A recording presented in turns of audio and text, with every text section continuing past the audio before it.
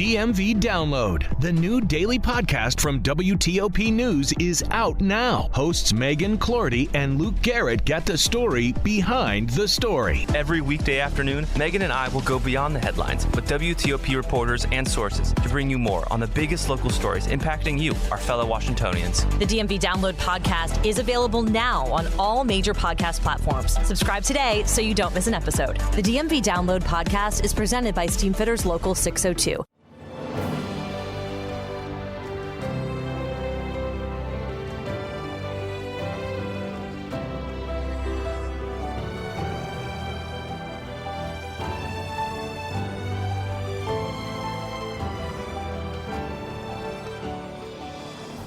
Welcome to the newest episode of Beyond the Fame with Jason Fraley. I'm your host, Jason Fraley, picking the brains of the top filmmakers, musicians, and artists of our time. GZA of the Wu-Tang Clan performs live tonight and tomorrow at the City Winery in Washington, D.C. I spoke to the hip-hop great about his prolific run from his solo work on Liquid Swords to his iconic rap group that proved Wu-Tang is forever. Is this Jason? Hey, is this GZA? It is. What's up, man? Hey, thanks so much for doing this. I know you're busy guys. I really appreciate you calling in. Oh, thank you for having me, man. All right, well, we're talking because you are coming to the City Winery in D.C. Tuesday and Wednesday. What have we got? Is this going to be like a Wu-Tang greatest hits, or is there new stuff you're trying out, or a little of both? I've been doing mostly Liquid Sword with the band, and then a couple of other songs off my other stuff, and then some Wu songs. So it'll be a combination of Liquid Swords and then other songs off other projects and some Wu stuff. But yeah, that's how we're gonna rock it out. Do you have any stories before, like growing up? I know you were born in Brooklyn in like '66, but like what was RZA like and yourself and well, I guess ODB too, because he was your other cousin. But like, could you tell that the three of you guys would end up doing the rap thing? Well, we grew up from families that always partied, so we were always singing and dancing.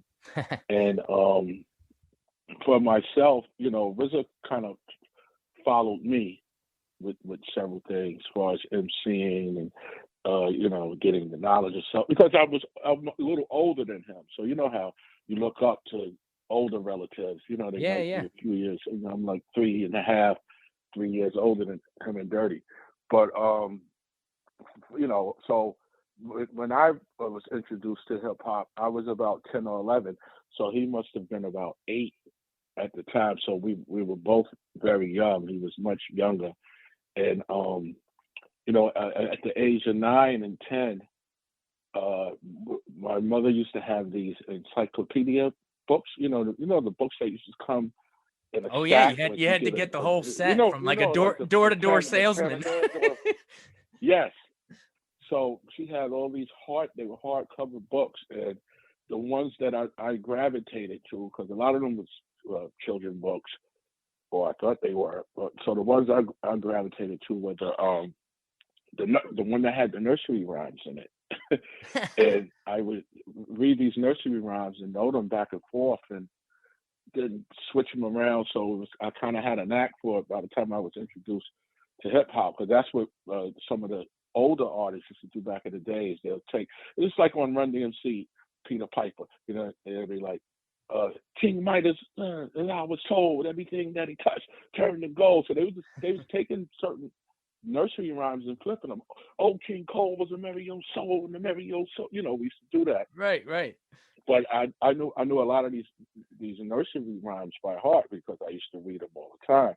So that kind of like, I wouldn't say it gave me an advantage, because hip hop was so fresh and young when I was introduced to it. I was only about 4 years old then, but it was something I was already doing. I was doing the nursery rhymes, Little Boy Blue, Blow Your Horn, Little Bo Peep, and I knew most of those by heart. So by the time I was introduced to hip hop and dudes started doing it on the mic, I started formulating my own rhymes. But I knew, that was going to be my calling, and I guess RZA felt the same, because we were hip hop junkies.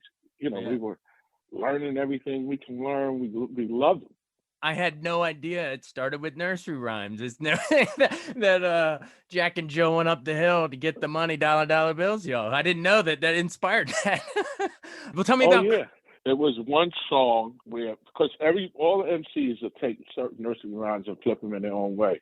But it was one rhyme where they used to say, Jack and Jill went up the hill to have a little fun. Stupid Jill forgot the pill, and now she's got a son. So, Oh my but God. that was one of the rhymes. They used to flip it around. Tell me how you actually formed Wu-Tang. I mean, it was your cousins, right? RZA and ODB are your cousins, Yeah. right? Yes. Well, it was RZA's idea. It was RZA's idea. Sometimes there's a dispute with other clan members or who started using the slang Wu-Tang and who started it first. I heard him and several members go back and forth with him, one or two. But it was RZA's idea to form this group. It was his idea to put Wu-Tang together, grab us all, get dirty, get myself, because our first attempts had failed. I had an album deal. He had a solo deal with Tommy Boy. I was on Cold Chillin' Records.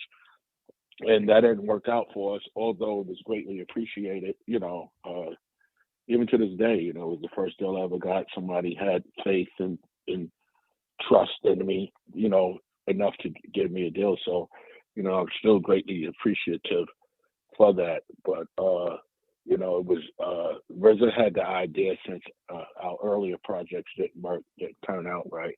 He decided to go get some of the dudes that was already making demos with him, Raekwon, Meth, Dak. They were all MCing. So he decided, and RZA was mostly in Staten Island, even though he's originally from Brooklyn. He decided to go grab up those dudes, and from the Brooklyn side was myself, Killer, and Dirty, and Right. Protect Your Neck, and then, it is what it is. I want to know about that first album then. So Enter the Wu-Tang in 36 Chambers and I guess 93.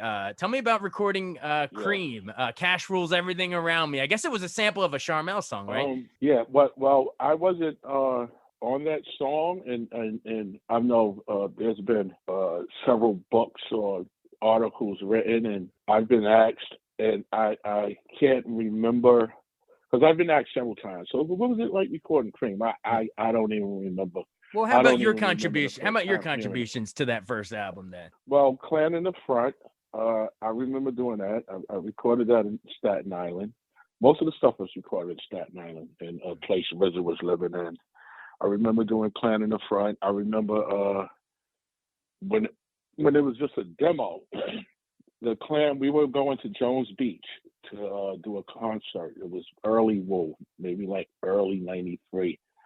And I remember them playing Clan in the Front, and then Sweet Sugar Pie from ODB, the slow song he's singing on. Mm-hmm. And they kept playing those songs back to back. Those were the latest recordings we had.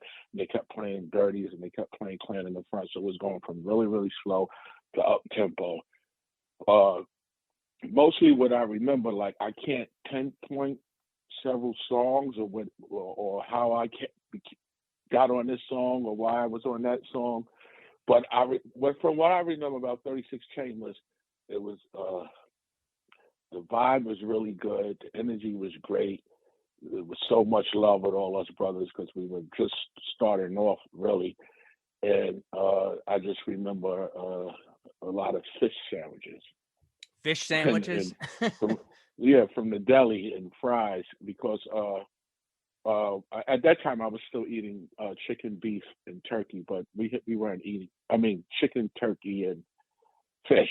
But at that time, some of us weren't eating. I wasn't eating beef at all, pork, or none of that. That was cut out. But I remember because it was a lot of late nights in the studio, and it was a 24-hour Burger King or McDonald's, and we used to get fish sandwiches from there and fries. And 40 ounces and a lot of weed smoking. Late night fish sandwiches. What was it? Rakim said fish is his favorite dish, so it works out. Cool. So tell me about the second album then, because if you're that first one, 36 Chambers, you guys are just scraping by. You're not famous yet, but Right. after that first one, you're made men in a way. So at that second one, Wu-Tang Forever Oh, gets nominated for best rap album at the Grammys. But how do you think that since you're in round two, album two, do you think you guys were more evolved, more polished by that point? I think so. We were a little more evolved. It was just a few years later, but we were growing and evolving in between the two. And I think as men, yeah, we were definitely evolving into grown, mature men, and you get older, you get a little wiser. I don't think a lot of the content changed as far as what each member's style was about and how they delivered. I don't think much of that has changed by the time we did Wu-Tang Forever, but the fire was still there, the chemistry was still there. I do want to ask about the W because again, that was formative. That's like my high school years, especially Gravel Pit, Catchy Beat, Protect Your Net, The Right. Jump Off. I mean, that Gravel Pit's, I can still hear that looping in my head. But memories of just putting Yeah. that album together. From what I remember from working on that album, it was just a great time in LA. We spent a lot of time in this house on Mahler Drive, and it was a lot of chess playing, a lot of weed smoking during the day, a lot of writing rhymes, and then in the evening it was just in the studio. That's what I remember a lot from the W. You said chess Yeah, playing and smoking weed? chess playing Chess in the playing. day, playing cards, spades, blackjack, or whatever, and the studio at night until wee hours in the morning. What was it like to break off solo and do Liquid Swords right from the beginning with the intro about the Shogun, from I guess it was from that martial Yes. arts, like the Shogun Assassin, and Shadowboxing was on Yeah. there too with Method Man. I mean, what was it like to break off solo after being with Wu-Tang? I mean, it was a great feeling because Liquid Swords wasn't my first solo album. And it was kind of like me striking back because of my prior situation from the other label before Wu-Tang, where I didn't get the support and I didn't get the support I needed from that label that I was on. So by Wu-Tang coming out, Protect Your Neck, that was one way of striking back. And then, a year after that, some of us started getting solo deals. So it was a great feeling. It felt good to go back in and do another solo album that got the support, that got the help, that got all the promotion that it needed, and it put me in the place, put me in a different space. So it was really, really fun. It was a great feeling. Stay tuned for the rest of my conversation with GZA, but first, a message from a fellow WTOP podcast. DMV Download, the new daily podcast from WTOP News, is out now. Hosts Megan Clorty and Luke Garrett get the story behind the story. Every weekday afternoon, Megan and I will go beyond the headlines with WTOP reporters and sources to bring you more on the biggest local stories impacting you, our fellow Washingtonians. The DMV Download podcast is available now on all major podcast platforms. Subscribe today so you don't miss an episode. The DMV Download podcast is presented by Steamfitters Local 602. Welcome back to Beyond the Fame with the rest of my conversation with GZA of the Wu-Tang Clan. You've always seemed to be sort of like with the Shogun stuff, a martial arts sort of movie buff. Have you always dug that genre of movies?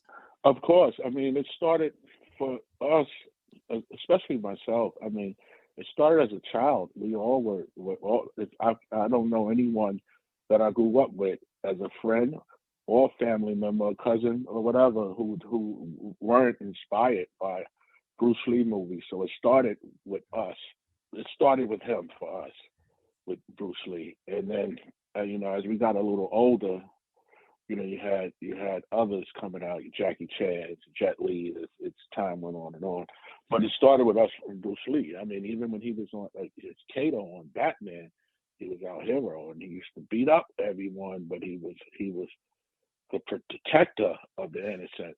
It wasn't like he was running around starting trouble. He was always defending something in the majority of his movies.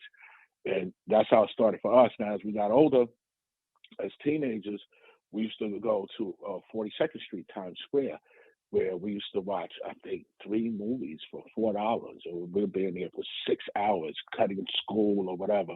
Can you imagine watching 6 hours of Kung Fu in a small, tight cramp? Because by this time, what they did in Times Square.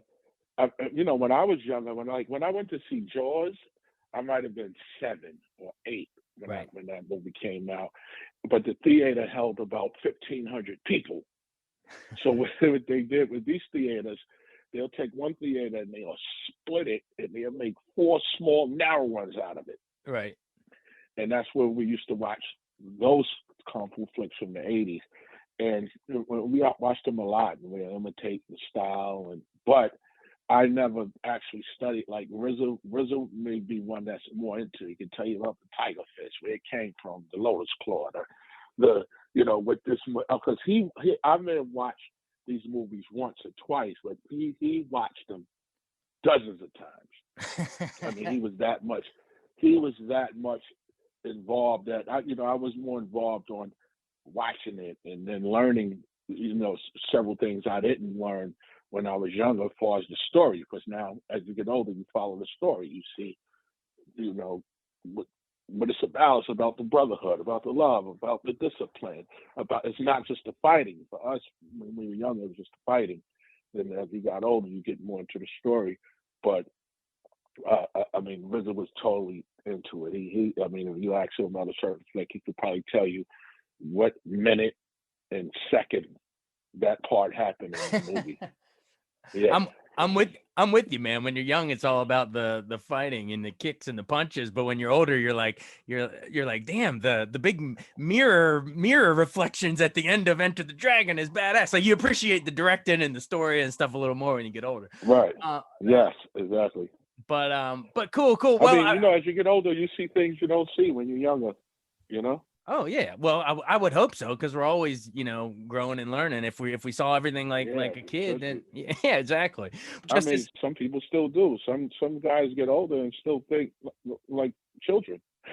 Yeah, right. and still look at things like they're children. Right. So it happens. Some grow and develop, and then some don't. So they stop. Right. I guess it kind of can cut both ways. Like we should always be growing and maturing, but at the same, I guess there is some stuff of the innocence of being a kid that we could as adults learn from too. So it goes both ways, I guess.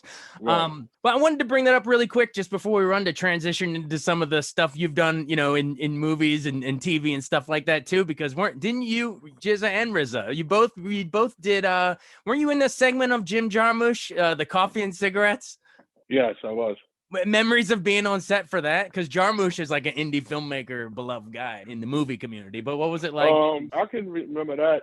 I can remember that better than being recording 36 Chambers, because it took a while to record 36 Chambers, and it was recorded in different places. Yeah. It's Firehouse, and then Firehouse in Brooklyn, Firehouse in Manhattan, RZA's 36 Chambers in Staten Island. So we bounced around recording that, so we kind of scattered. But with coffee and cigarettes, that was in a restaurant downtown. I forget the name of it. I guess they rented it out for the day. It only took a day for us to shoot that, several hours, maybe 5, 6, 7 hours, and it was fun. We didn't have to move around, go outside unless we wanted some fresh air. The lines were simple.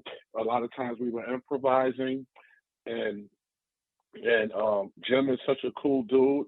And Bill Murray. It was a fun time hanging out with him and just kicking it. Yeah. Of course.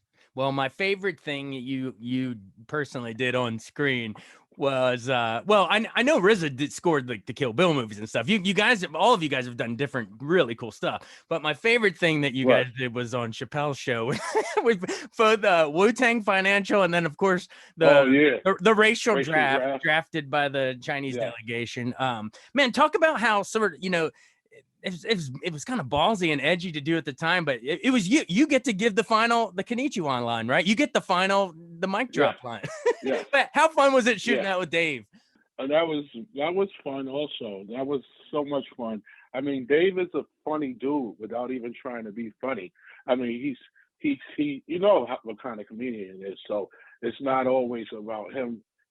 He's not trying to make you laugh, even though he makes you laugh, because he can, he's just his mind and the way he sees things and speaks on them and put them into jokes and won't laugh about it or won't deliver it like it's supposed to be funny, but it'll be funny as hell. And if it's not funny, when you're laughing like crazy, it's something that make you think like, damn, this dude, you hear what he just said, how he put that together, but just hanging out on the set because, he smokes, he gets high, and I was smoking weed at the time. It was just a fun time, just jokes, kicking it, moving around, checking out the set, and it's not the first time we hung out together.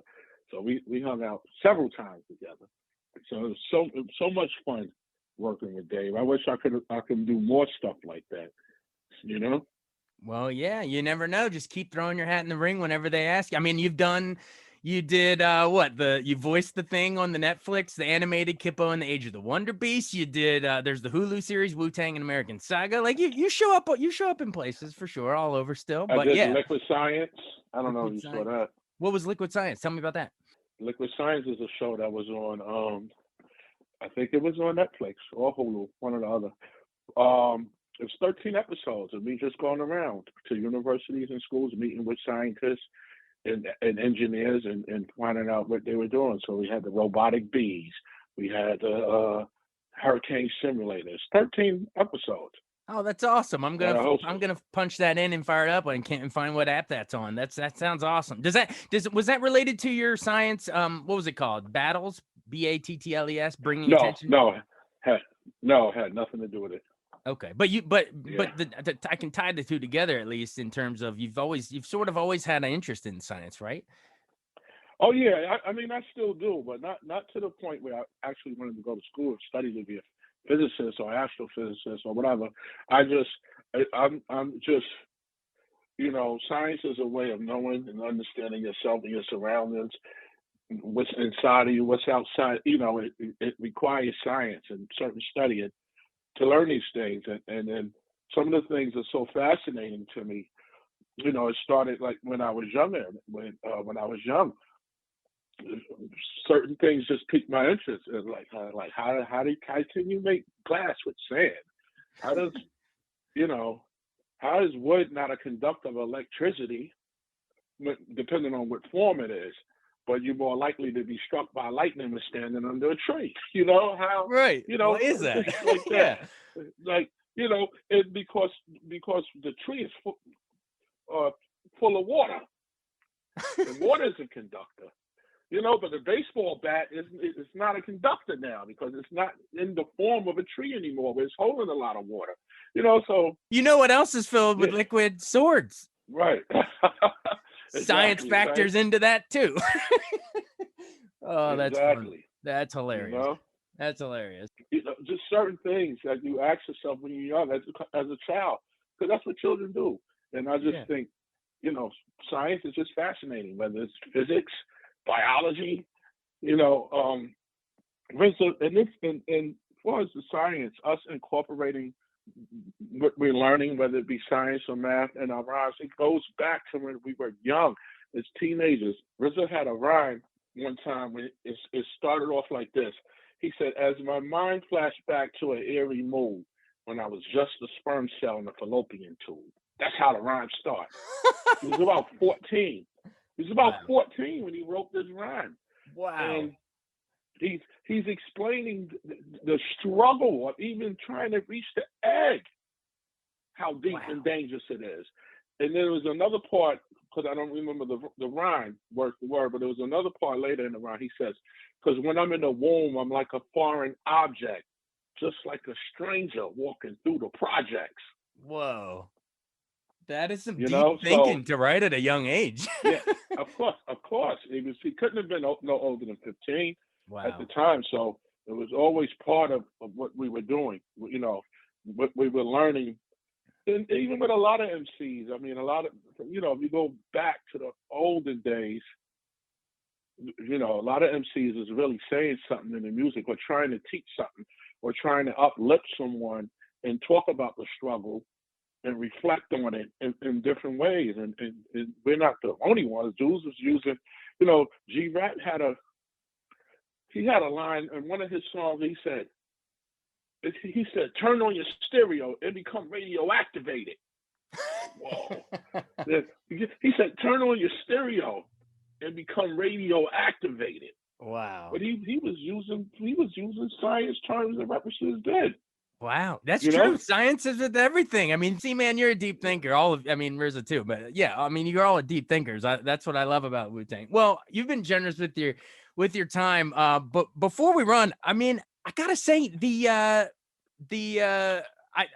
I live in Maryland, this town called Frederick, and I just drove by a sign that said Wu-Tang is forever. And I know, and down in Rockville, rapper Logic is from Rockville, Maryland, down the street, and he had the song, you guys did Wu-Tang Forever together. So that phrase Wu-Tang Forever, I want to know, why is that? Why is the legacy still, it's almost like a, I don't even want to call it a cult following. It's mainstream at this point, but like, why is the legacy so going on all these years later? It's fascinating to me. But because I think it's something that was different. It was mystique in his own way, the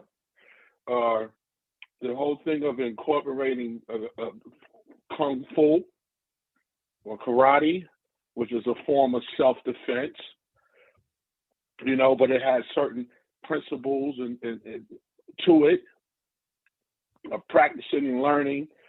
I just think it was a whole package. We were all different MCs that had our own styles, different flows. We were all in the kung fu. We was incorporating mathematics in our songs, the lessons, biblical terms. It was just a combination of everything that people just love and still love to this day. People raise their children on Wu-Tang. And then the audience is still young. I mean, we have those that started with us, but then we have those that started with us, children and their children now.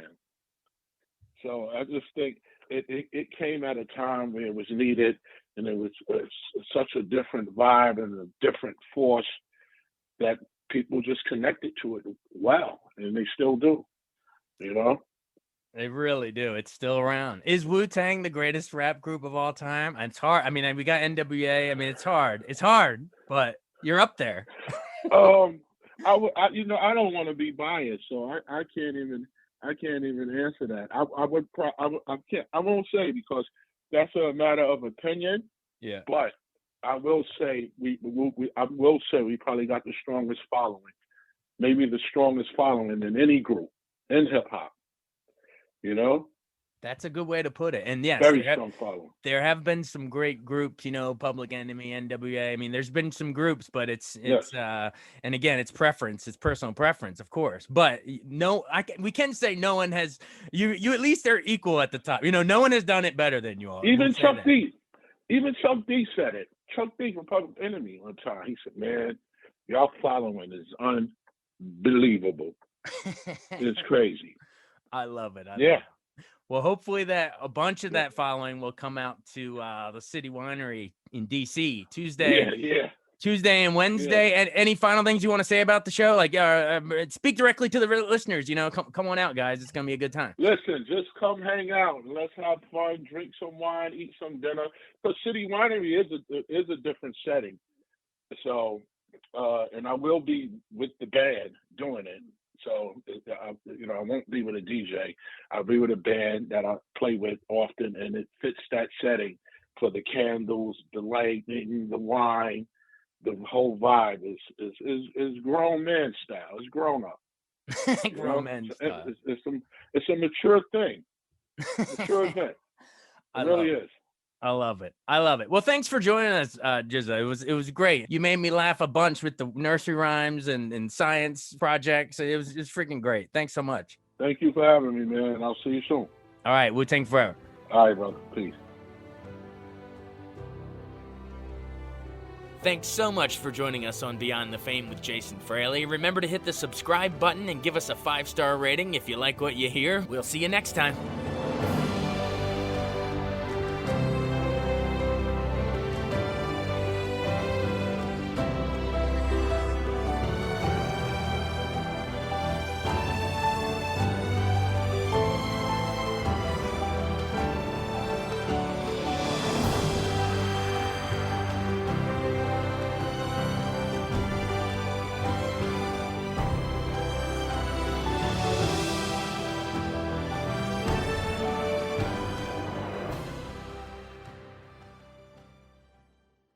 I wanted to take a second to tell you about an app I really enjoy. Living in the DC area is great, and Podcast DC gathers all of the local shows that I like all in one local app. Health, sports, local news, politics, and so much more. Podcast DC is the new local app with hundreds of DC area podcasts to choose from. I can earn exciting rewards just for listening and share the podcasts I love instantly. Available in the App Store or in Google Play, listen local with Podcast DC.